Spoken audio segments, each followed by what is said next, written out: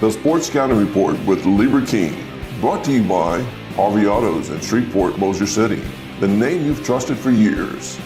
Geico, the insurance savings you expect. Supreme Chevrolet, expect more from Supreme Automotive Group in Gonzales. Bollinger Shipyards, 75 years of delivering high-quality vessels. Here's your host, Lieber King. Listen, whatever you're driving right now, Tommy Harvey wants it. Bring it in to Harvey Subaru, Lexus of Shreveport, Bossier City, or John Harvey Toyota. They're paying big bucks for all trades right now. They'll cut you a check right there. Tell them Lee sent you. Coach, thank you for allowing me to be at the school today. I know y'all do a good job of security at the school here. It's a very, very good school, Catholic of Baton Rouge, and tradition here is second to none. Talk about all those state championships that, you've been a part of, and then, being as a head coach, as assistant coach. What is it like being the head coach at Catholic High and with all the tradition here? Yeah, I mean, the mission of this place, the tradition, the pride from the alumni, there's no place like it, and so to be here, it's really just something that we want to honor the people that have come before us. We want to honor the people that have allowed us to be in this position, and really uphold those values. Make sure that this program is what it's supposed to be, and not just from the wins and losses that happen on the field. But in the character of the young men that come out of this program. That's something that we take a lot of pride in and work day in and day out to make sure that it's the way that it's supposed to be.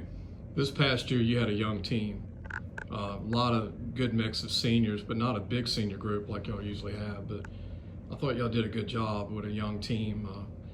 Obviously didn't get to the state title game this year, but it seems like every year Catholic's been in that, so but the team that I saw this past year, y'all return a lot of great young talent from what I see. Talk about that team that's coming up this spring for you, and what do you think of this coming year? You got to be excited with all those guys getting experience. Yeah, I mean, a lot like in years past here at Catholic, we've definitely got some great players that will be moving on, that will be missed, and great people there as well. And then we've got players that have played big roles for us already, that they'll be stepping into even bigger leadership roles, and guys in the freshman and JV teams that have been working for their opportunities. So excited about this group that we've got coming up. We started off season last week, and we've got a great group of guys that are working in the weight room and starting the process.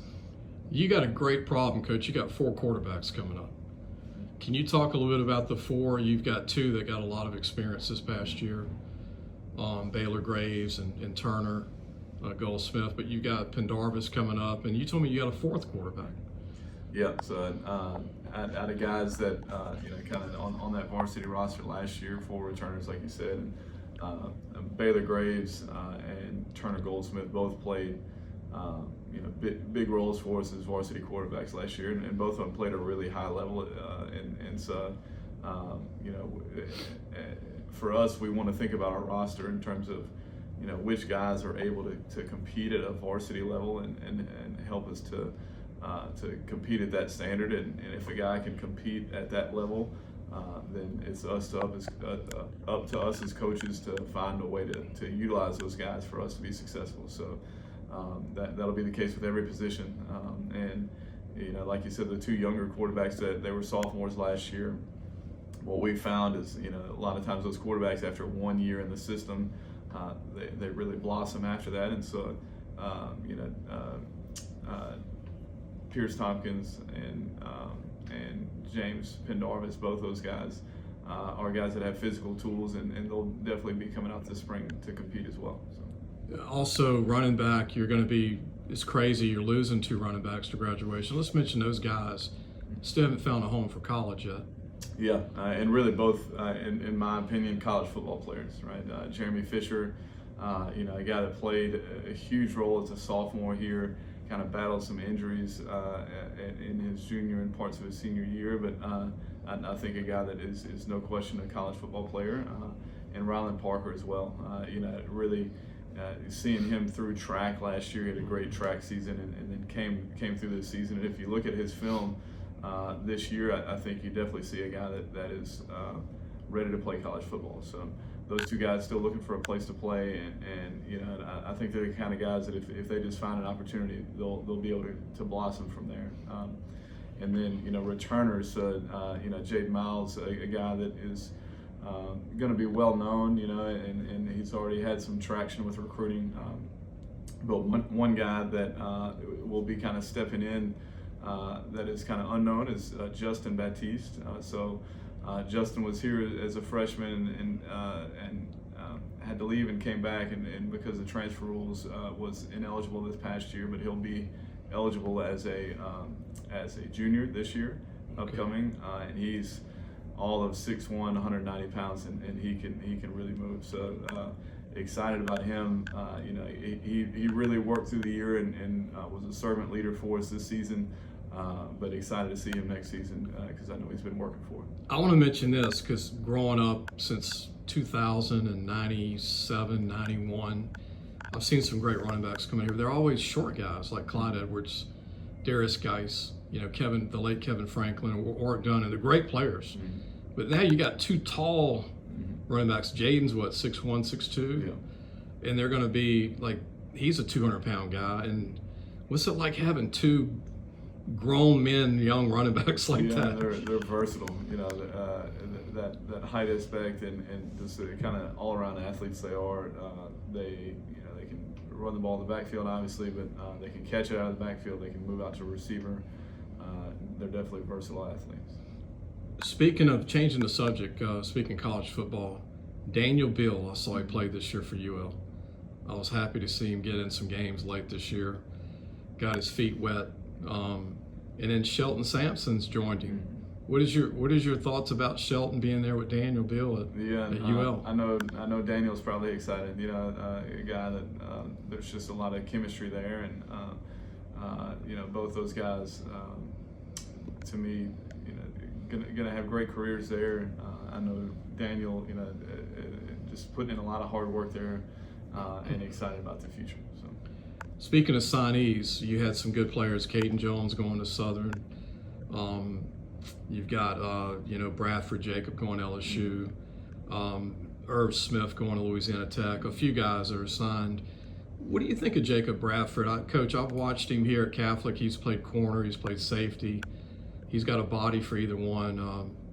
I think he's a great player going to LSU. I mean, I don't think he got the coverage his younger brother's gotten here at Blaine, but I think Jacob's a heck of a football player. Yeah, I mean, I'll say one thing, the kind of recruiting dynamic has changed a lot to where, for some of the higher levels, I think the kids are even more so now than ever being, the recruiting process is starting earlier, right? And so, for some guys that kind of are at that level, I would bet you can see some guys not necessarily grow from their junior to senior year once they reach a certain level. But to me, Jacob is a guy that his growth from his junior to senior year has been immense, and I think the film that he put together this year. He's an SEC football player without question. So excited to watch him go and compete.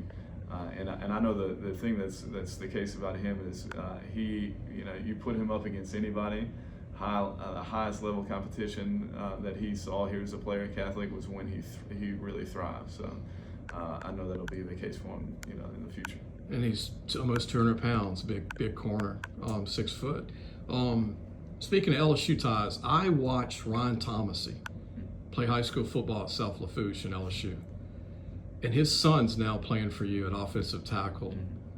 This will be his third year, I believe, starting. And you said he's finally filling out like all those big guys do.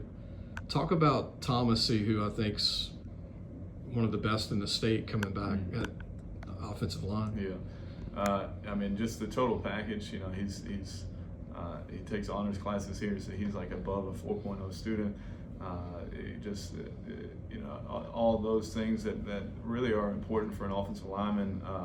but also his physical skills. You know, he played basketball as a freshman and sophomore here, and so you know he's just got those light, quick feet, great change of direction. But you know, if you watch his film this year, he plays really hard and he puts people on the ground. You know, so I think as he continues to develop physically, he's 270 pounds now. I would bet he enters next football season at least 285 to 290. That you know you're going to see his potential. You know, in terms of what he's going to be capable of doing long term.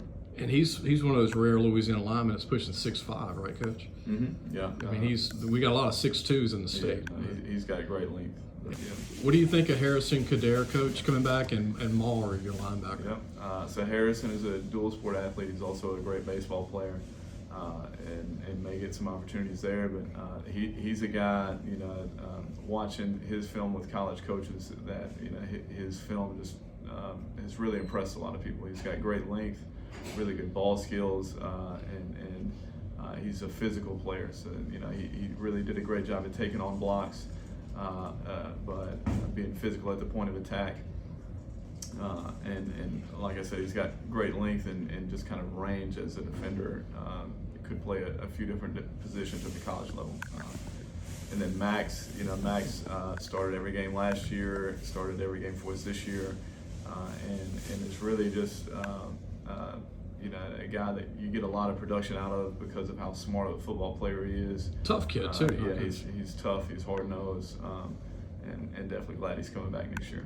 One other kid I want to talk about, a former Catholic High Bear at Army, big offensive lineman, finally finished after 5 years. Incredible player, 6'4", about 310. Talk about the kid for Army that's a Catholic High. Yeah, Connor Finucane. Yeah. You know, Connor's just the kind of guy that no matter what he does, he's going to be successful because of really the way he thinks, you know, and his work ethic and who he is really as a person deep down. So really no surprise to us whatsoever that he's had the type of career he had at Army, and you know, really excited for him in terms of seeing what's next. He can probably have a lot of different options, but whatever he does, he's going to do a great job in it. He's got the tenacity for the NFL if he wants to after military, huh, Coach? Mm-hmm. Yeah, absolutely. He's a tough kid. I remember at the LSU game a year ago, he had about 10 pancakes against LSU. He showed he belonged at that level of competition. Coach, appreciate you letting me come out to Catholic today, and good luck to you this coming season. Yeah, thank you for coming, and you know, thank you for all you do for high school athletics.